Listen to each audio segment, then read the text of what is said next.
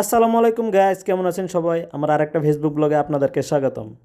তো আমি হুট করে চলে আসলাম শিবস্থান। তো শিবস্থান যাওয়ার পথে এমন বৃষ্টির জন্য গাড়ি গ্লাসে কিছুই দেখা যায় না। বৃষ্টির জন্য গাড়ি চালাতে পারতাছি না। তো আমরা এই বৃষ্টির মধ্যে শিবস্থান চলে আসলাম। তো শিবস্থান আমার মূল উদ্দেশ্য হলো বানপানি দেখা। তো আমরা তো চলে আসলাম বানপানি দেখার জন্য, কিন্তু বানপানিতে যারা কষ্ট করে ভুগে, যারা বানপানির সমস্যায় ভুগে তারাই তো বুঝে দুনিয়াটা কত কষ্টকর। তো যারা বানপানির সমস্যা আছে, তো আল্লাহ জানে সারা সবাই হেফাজতে রাখে।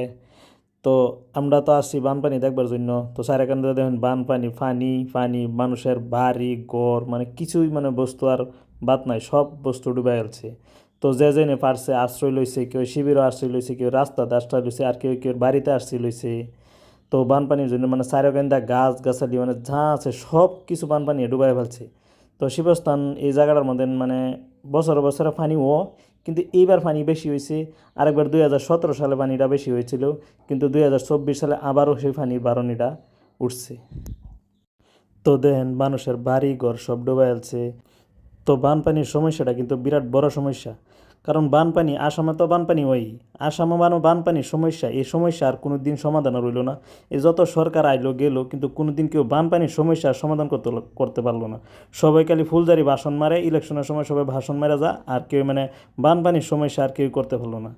তো এই বানপানির সমস্যাটা আমার লাগে আরও আর যুগ যুগ জীবন ভরে চলতে থাকবো, যতদিন এই বানপানির সমস্যাটা দূর না করে। তো দেখেন বানপানির এই সময়ে আমরা একটু দেখতে আসলাম, মানুষের খবর কাটি লইতে আসলাম। তো আরেকটা কথা বললে গেছে কি, আমরা বানপানি দেখবার আইছি আমার মামা আর মামি, মামা মামির হৌর বাড়ি, শ্বশুর বাড়ি বললে এই শ্বশুর বাড়ির মানে মানুষের খবর লইবার আইছি। তো তারা খবর পাতি লইলাম, ইনশাল্লাহ তারা ভালোই আছে। তারার সাথে দেখা সাক্ষাৎ করলাম, তারা ইনশাল্লাহ ভালোই আছে, ভালোই জায়গাতেই আশ্রয় লইছে, সুরক্ষিত আছে। তো ইনশাল্লাহ এই সমস্যার সমাধান হোক, আল্লাহর কাছে এটাই দোয়া করি। তো এই বানপানির সমস্যা যেন আল্লাহ যাতে সবাই যাতে বানপানির সমস্যা থেকে দূরে রাখে, আর এই বানপানির সমস্যা যাতে অতি শীঘ্রই শেষ হয়ে যায়, এটাই আল্লাহর কাছে দোয়া চাই, আর কিছুই চাই না। তো দেখেন মানুষের বাড়ি ঘর, মানুষের খেতি বাড়ি যা আছে সব কিছুই বানপানি ধ্বংস করে দিছে। তো এটা একটা আল্লাহর কুদরত। জানি না কেন আল্লাহ মানুষের বানপানি দেওয়ার এরম অগরি করে, এরম অবস্থা করে, এটা একটা আল্লাহর কুদরত। তো দেখেন আমার সাথে আমার মামাতো বোন একজন আছে, হের খালি খায়া কাম নাই, খালি ফটো তোলা, যেন যা খালি ফটো ফটো ফটো ফটো লাগিয়া মানে আর শান্তি পাইলাম না তার। হের যেন যাবো খালি ফটো তোলা।